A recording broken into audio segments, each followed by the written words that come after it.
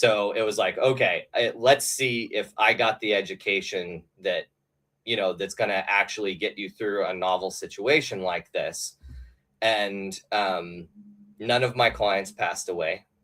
I actually, and if you look at my client base, that goes against the statistics that the people who are most immunocompromised were the ones that were most likely to succumb to the illness, and none of mine did, even though I work with the most ill demographic of people pretty much in the country. Yeah, so I met this guy. He's got some friends who are very interesting. You should totally listen to this. Hi, and welcome back. Today, we're visiting with EuDaly, a very, very interesting person. His company, Body Physics, is located over in KC Mo, and he does some tremendous things with something called the King Method, which he's going to explain here in just a little bit. Later on in the video, I'll also put up contact information, so how you can get a hold of Evan and go from there. So without any further ado, I give you EuDaly. Hey. Hey.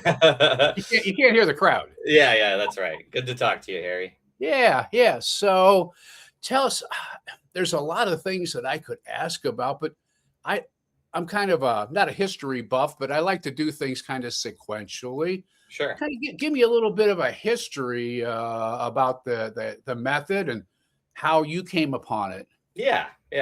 So it's kind of, it's a long story, but the gist of it is I was kind of bullied into taking my first class on this method.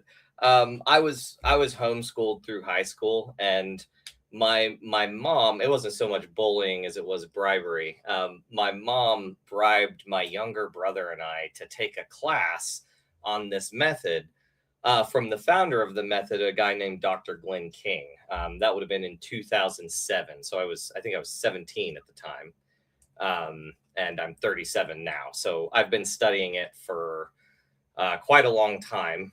It originates from a method, like a precursor method called Jinshin Jitsu, which was, there's a bit of a longer history there, but it was brought to the United States by a woman named Mary Eno, who later became Mary Burmeister and started the Jinshin Jitsu Institute in Scottsdale, Arizona. So anyway, it wasn't something I was really interested in when I first learned about it. It was more of like, okay, my mom wants me to do this course. And, it seemed like an easy credit. So I decided to study it. It actually turned out, it captured my interest. It's really from more of a physics perspective of how the human body works, the physics and electricity of the human body. And it wasn't something I had heard before. I had taken chemistry in high school and all that, but not a lot of that got applied to, the human body and health. So that was kind of my original introduction.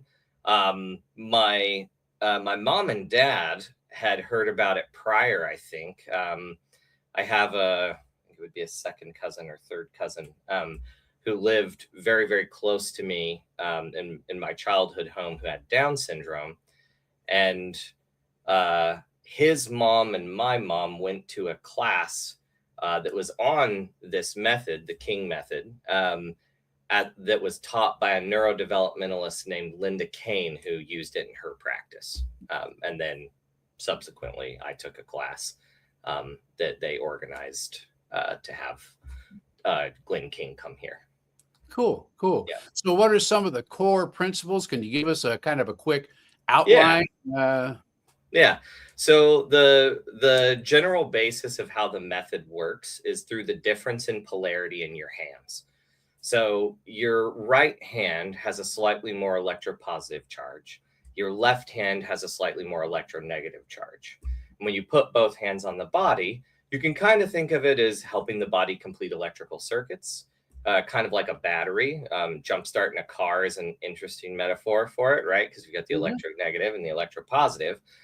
One of the benefits of the method, though, is it's a very gentle application. And so whereas a lot of people, especially people who are very ill, don't tolerate even certain forms of gentle massage very well or other things.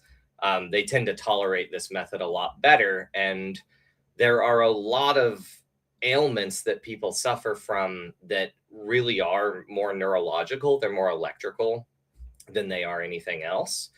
And there's, at least in my estimation, there's not a whole lot of care or time given to managing the electrical systems of the body, at least not in any form of mainstream medicine that I'm aware of. So those are kind of some of the core principles. I suppose another aspect of that would be that there are particular locations on the body that are significantly more conductive. They have what are called larger dermal papilli, which are the nerve bundles under the skin. And if you know where all those are on the body, contacting those sequentially, so we do like sequences of these applications, is of great benefit. That's basically what the whole method is based off of. Interesting. So you're kind of balancing, but then also adding a little bit more to areas that need a little bit more. Yeah. The idea is, the general understanding is, as far as homeostasis goes, and I mean that in the biological sense of like the body accurately moving everything that it needs to move, coming and going at the same rate, versus the physics definition was just a dead system. So when I say homeostasis, I mean, biologically speaking, living organisms, meaning growing efficiently. The method is really about promoting that versus like intentionally manipulating the body to do something specific. So there are specific applications within the method that you can use to stimulate the pancreas or the spleen or different organs, different locations on the body. But the difference is you're not forcing a change out of them. You're just kind of applying the juice, so to speak. You're helping the body accomplish what it's already trying to do, rather than manipulating it in some way to, force a valve to dilate or something like that. And without going down a huge rabbit hole, Yeah. Is today's lifestyle of always hurrying from here to there and getting to the next appointment and getting there on time and et cetera, Yeah. is that, does that hurt? Well, it certainly doesn't help. So one of the things, one of the ways we can differentiate the nervous system is into the sympathetic versus parasympathetic nervous system. And the sympathetic nervous system is really that fight, flight, freeze response.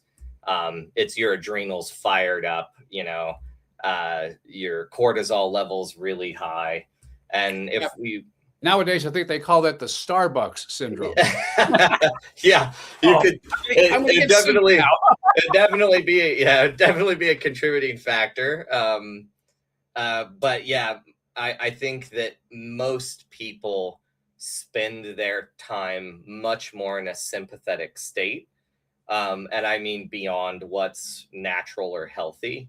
And because of that, neurological diseases and diseases of circadian rhythms, which is your sleep cycles and things like that, these are all very much rampant.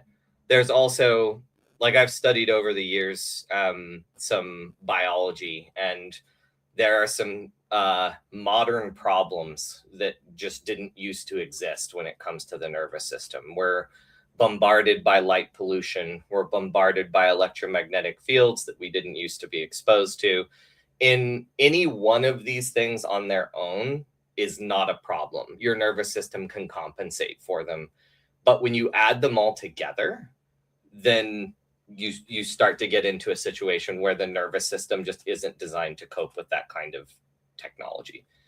Makes sense. Yeah. Yeah. So you found some people who needed balancing, and how did you start doing this for a 9-to-5 job? Yeah. That didn't happen right away. Certainly. I actually wasn't really interested in it, in doing it as a profession for quite some time. I had the luxury of, well, I guess you could say luxury. I went to college on a academic scholarship and a Pell Grant. My dad, who you've interviewed, is a career musician, and I was going to school locally in college, living at home, and so I had the opportunity to. I was a pretty good student, didn't have trouble, getting through my conventional college courses. And so I had the opportunity to kind of just study things out of my own interest. And I got the sense pretty early on that I was interested in medicine, I suppose, or just the area of human health. I had been a career athlete, and I had a lot of injuries. So I was like, maybe I could go into sports medicine. I was also interested in triage nursing. So I took most of my electives in college to kind of study that. And at the same time, I became really interested in this King method modality. And so I traveled down to Texas, where the King Institute is located. It's in a northern suburb of Dallas. And I studied there while I was in college. I kind of just did that on the side. It made for some pretty long days, pretty long road trips, but it was really more out of my own curiosity.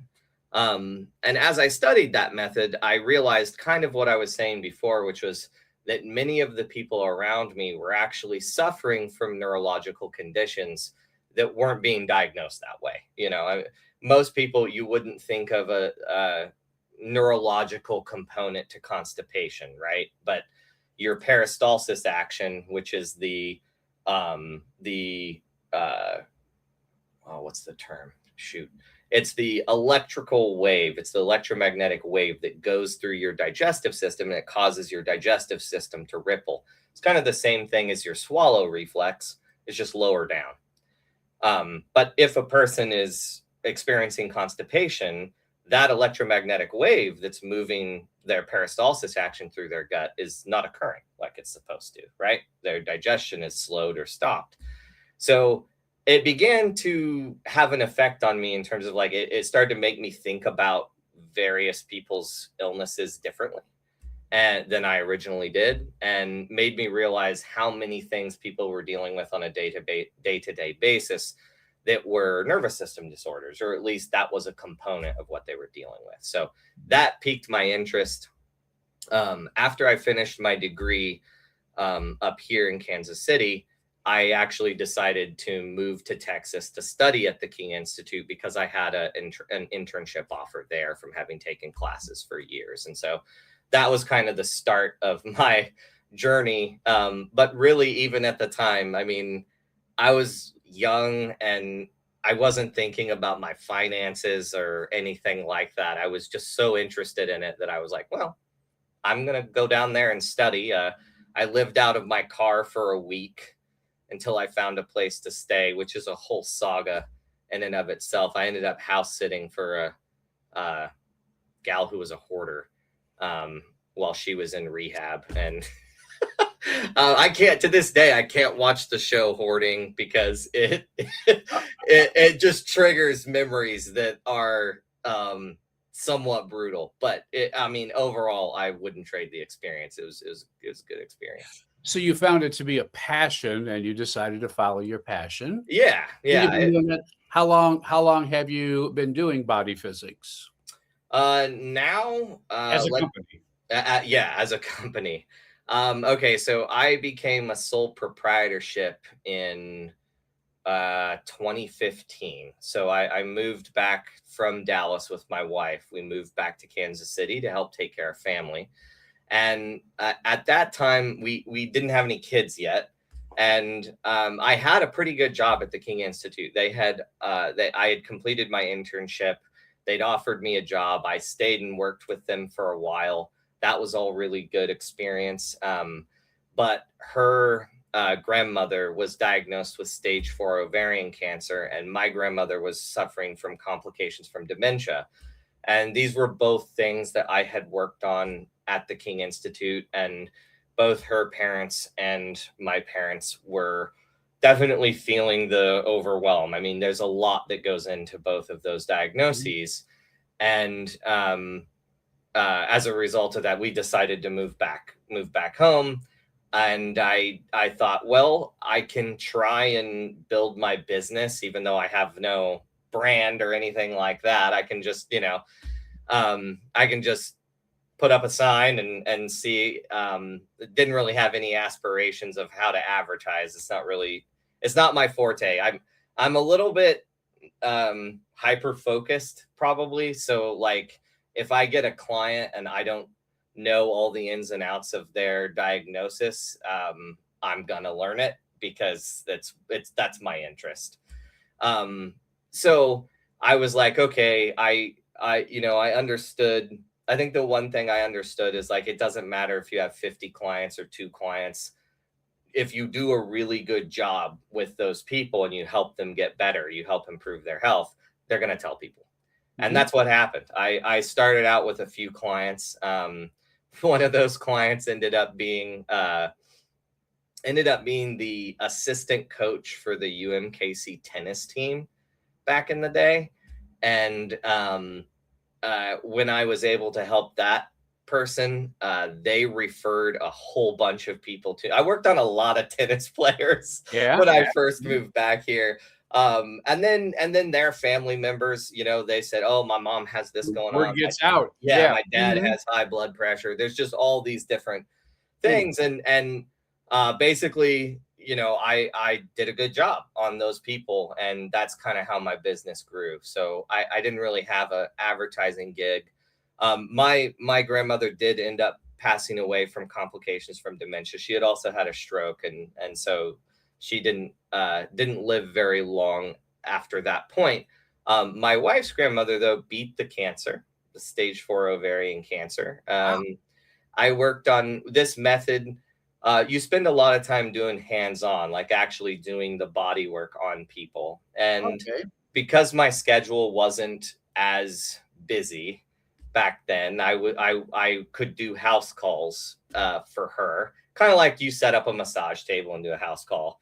But like I said, the method is very gentle. So she and I joked that, it was a combination of the conventional therapy and interventions that she had that saved her life, because she was diagnosed with stage 4 ovarian cancer. So it was very advanced at the time. At the time they found it, it was already stage 4. Yeah. Wow. Yeah. There was fluid building up in her abdomen, and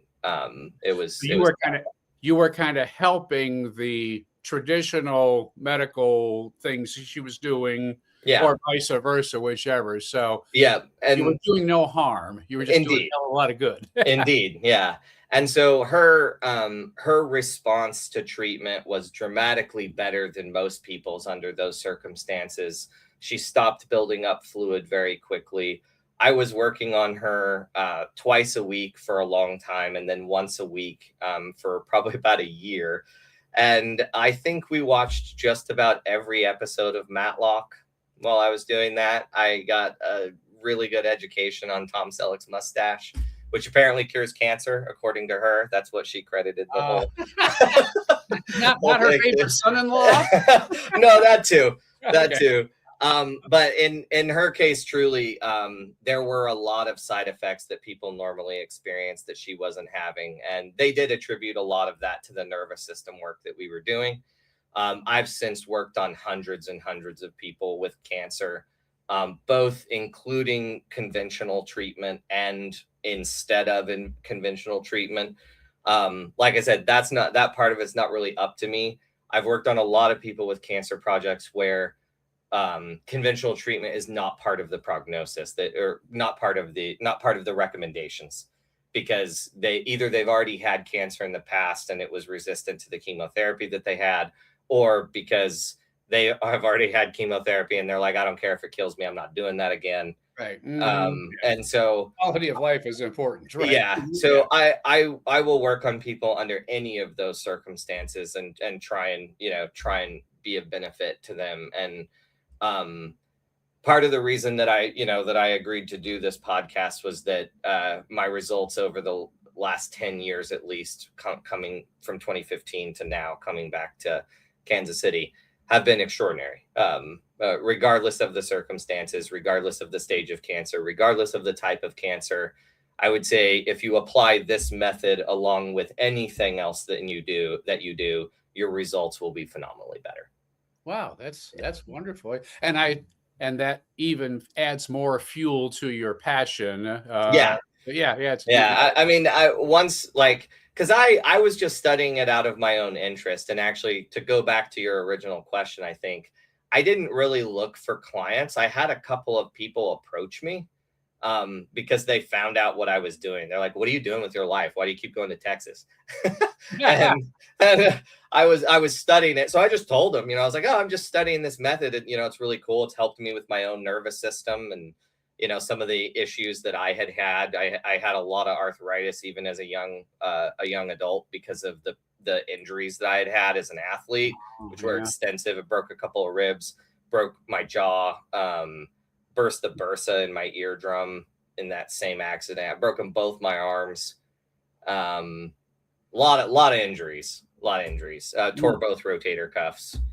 Had a really good time doing all of that, by the way. And that was being on the chess team. Yeah, right. Yeah. Just imagine if I had done chess boxing. Exactly. Yeah. Right.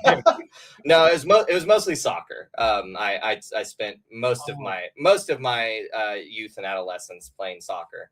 Okay. Yeah. Pretty competitively, and That's definitely a contact sport. It can't. Yeah. Once you get into to be, but right. Well, once you get into the more competitive leagues and whatnot, it's a lot of competition. Yeah. But So it's good. over the 10 years that you've had your company, can you give me an idea? Have you had 1,000 clients? Have you had 500? Have you had 5,000? That's a good question. Yeah. I'm sorry, I should have prepared you for this before, but no, that's good. There's about like 2015 and 2016. I was working up to what I would now consider like my full schedule. So basically, like from about halfway through 2017 through the present, I've seen about 40 people a week. As an example, in 2019, I did 1,630 appointments that I was paid for that year. And from like 2019, 2020, and through 2026, I haven't seen really less people than I did in 2019, except for maybe not skipping as many lunches anymore because my wife at that point took over scheduling so that I wouldn't work through lunch. Oh, okay. All right. She's taking care of me so I can take care of other people. So through the period of COVID, did you have some experiences that either helped in one way or the other, or maybe were funny, or I don't know? I had 2020, especially when everything like initially kicked off in 2020, and there was this talk about a virus from Wuhan that was really damaging to people's respiratory systems, and I didn't really know, because one of the first things that was kind of talked about, I don't know if you remember this, but one of the first things that was kind of talked about was everyone was supposed to stay 6 feet apart, and that was supposed to be kind of the thing that kept everybody safe. Obviously, if you do any kind of body work or massage, there was a brief period of time where I was like, oh boy, like, am I going to have to like change careers? Because, like how would I keep doing this if everybody's going to be 6 feet apart? Well, what ended up happening, for better or worse, was most people who had a doctor conventionally that they kind of went to for help for anything that came up. Well, a lot of doctors retired. They either took early retirement or they just flat out quit, because the restrictions and requirements on them were unmanageable, to say the least, at least from what I was told by the, you know, the people that I spoke with about it. And what ended up happening was they basically started, a lot of those people basically started looking for other people to help them with, you know, their high blood pressure or, you know, whatever health issue they were manifesting at that time. And because I was still working, a lot of them ended up getting referred to me. And so I actually developed a waiting list. I didn't see less people. I ended up seeing more. Because I work on people who are immunocompromised. So a lot of my clients have cancer, they have autoimmune diseases, or they have neurological diseases. Contact tracing has been something that I've done on all of my clients since 2015. So for example, if somebody comes in and they have a, you know, that maybe they don't even know it, but they start to run a fever or something, and they've been telling me they had this nagging cough, and I can tell, like, okay, you're running a fever. The rest of my day is going to look really different because I can't bring someone immunocompromised into a space where someone was just sick. Oh, right. Like you can't do that. So, you know, we can minimize that to a degree, but as far as like contact tracing and making sure that people weren't getting exposed to a bunch of garbage, that's something I was already really familiar with before COVID. COVID just kind of emphasized the point, and really, to be honest, vindicated the I guess you could say kind of anal perspective that I have over germs and that sort of thing. But long story short, it didn't really hit in Kansas City right away. It didn't hit the way here that it was hitting in New York in 2020.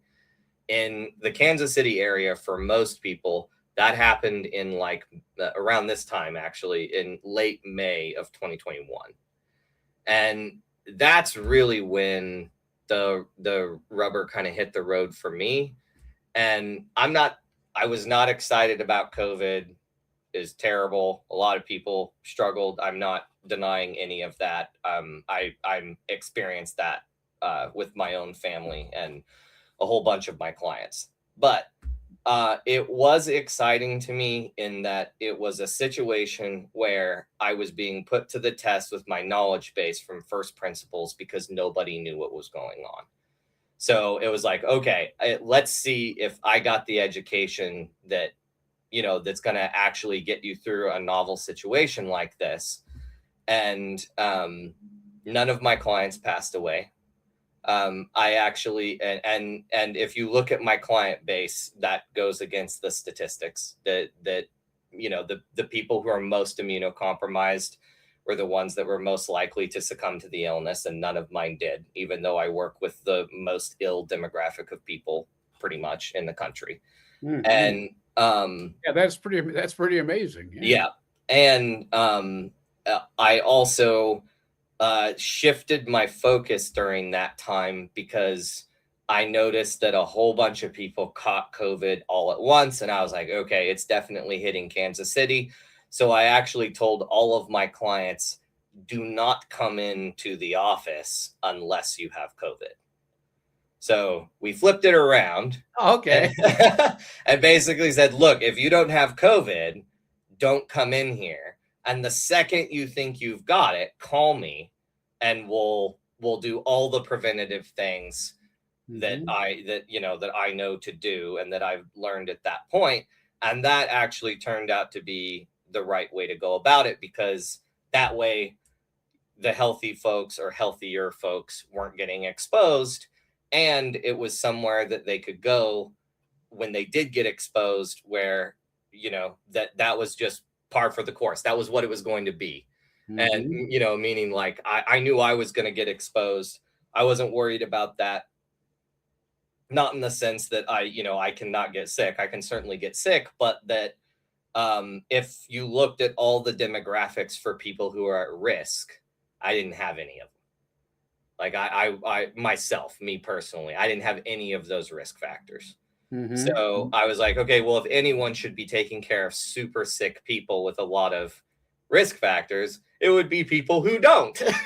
That's so, right. That's I even got permission. I won't go into any of the details with this just to protect the innocent. But I got permission to work in a lot of the hospitals around Kansas City during that time. Oh, So I was actually allowed to go into the COVID restricted areas and work with people under those circumstances, which also didn't happen very often.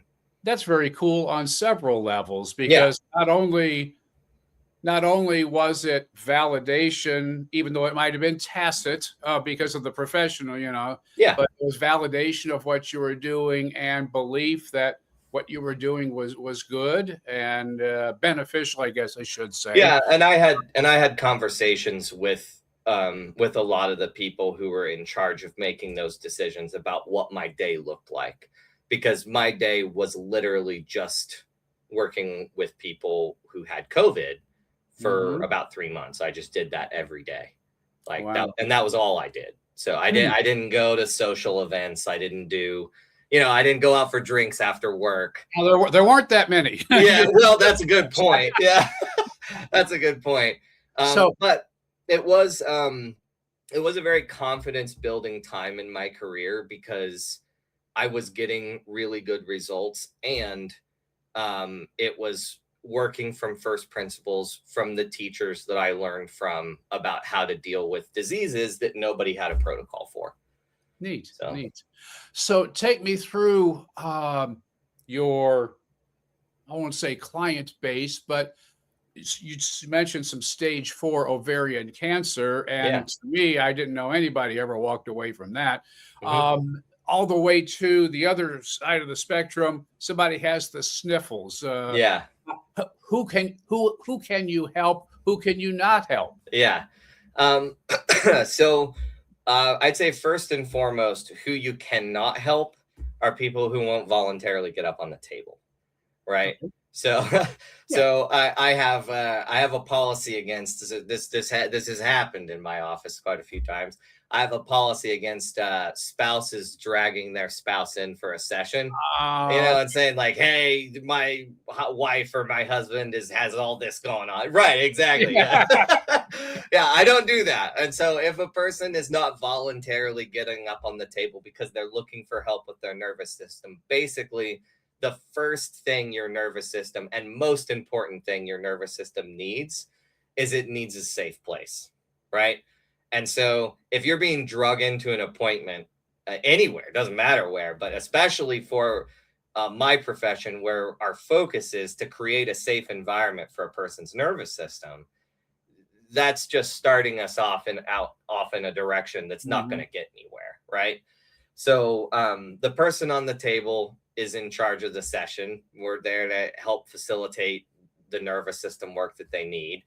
As far as diagnoses that I can work with, I would say it's just about anything. I mean, I've never had a client with leprosy, and I've thought about that as a statistical outlier, because it's like, well, they're very contagious, and I only have a small office. It's like how are you gonna treat somebody like that without being exposed to other people? Guess Mhm. we have to cross that bridge when we come to it. But generally speaking, if what a person has is not catching, um, then I can work on just about anything, because Wow. the nervous system is the communication system of the body. So there really isn't a system that's dysfunctioning in the body that doesn't involve the nervous system in some way, right? We Sure. either we either need to bring blood flow to an organ or gland, or we need to increase the electrical activity of the mitochondria in the tissue, or you name it, like X, Y, or Z. One Yeah. of those Or things is, balance something or whatever. Yeah. Yeah. yeah. Mhm. Yeah, it could be mineral imbalance, the sodium potassium mineral imbalance in the cells. I get a lot of clients who have, for one reason or another, they'll have edema, they'll have like a lot of swelling in their hands and feet. Mhm. They'll be retaining salt or some other trace mineral, who knows. But we can work on those things as well, because See, the sodium and the potassium that I just referenced, those have electrical charges. They have an electropositive and electronegative charge associated with them. They're supposed to be in homeostasis with each other inside and outside of the cell, which creates an electromagnetic field that is part of the cellular machinery. It's how the cells work. And so pretty much every cell in your body has that gradient, which means it has an electromagnetic field that needs to be affected in some way. And so as far as what you can work on, right now, I have clients with leukemia. I have clients with multiple myeloma. I have clients with breast cancer, with prostate cancer, with intestinal cancer. I have clients with Parkinson's. I have clients with ALS. I have clients with Crohn's disease, ulcerative colitis. I have clients with many different types of arthritis. I have clients with Lyme's disease, which is really a conglomeration of a lot of different diseases. It's not a thing. It's a lot of different things that present. Something that's become more common in the Midwest, unfortunately, is something called alpha-gal, where people get bit by I don't have to go into all this, but they get bit by a tick, and the tick carries an enzyme in it that makes them unable to break down and process red meat. And they get a really bad allergy. Wow. Yeah. So what about allergies? What about allergies in general? Can you help? Yeah. So those? yeah. So many different environmental and food allergies are really, in my experience, this has been the most common thing, are really the result of overexposure to pesticides. Because not that those pesticides damage the person's system, but they kill microbes in the person's system that produce mucus membranes, basically, that coat the inside of the intestinal lining and the sinuses. If you're overexposed to those things, then basically pollens and other environmental allergies can get into your blood in greater quantities than they should. They break down some of your preventative walls. Right. Yeah. And so what we work on in that case is building up those preventative walls as much as possible and trying to find the environmental factors that have led them to be compromised in that way. Yeah. I want to take a break for just a moment, and I'm going to have you speak. Tell us the name of your company. Put your address or phone number or email or ways that interested people might contact you, and I'll put them up on the screen here. Sure. Yeah. So my company is called Body Physics KC. I have a locals account that it's kind of like Patreon, that people can pay $8 a month to be on. It was a way for me to kind of conglomerate questions all in one place. So that is Body Physics KC. If you just go on locals and search Body Physics KC, you'll find it. And then I don't really have a website at this point, but the number to get a hold of me for a session would be 816-588-1702. That's my wife's number, actually, and she handles all the incoming inquiries in that regard. And then by email, that would be my first name, Evan, and then TKM at gmail.com.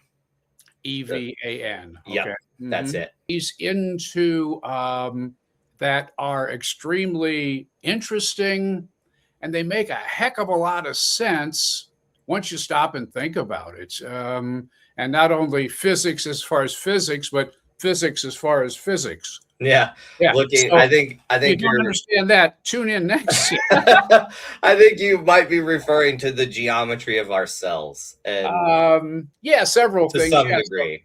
So we're gonna break this up into a couple of different parts, and we're gonna do another session where Evan talks about some things that, again, they make a lot of sense and they all fit in together.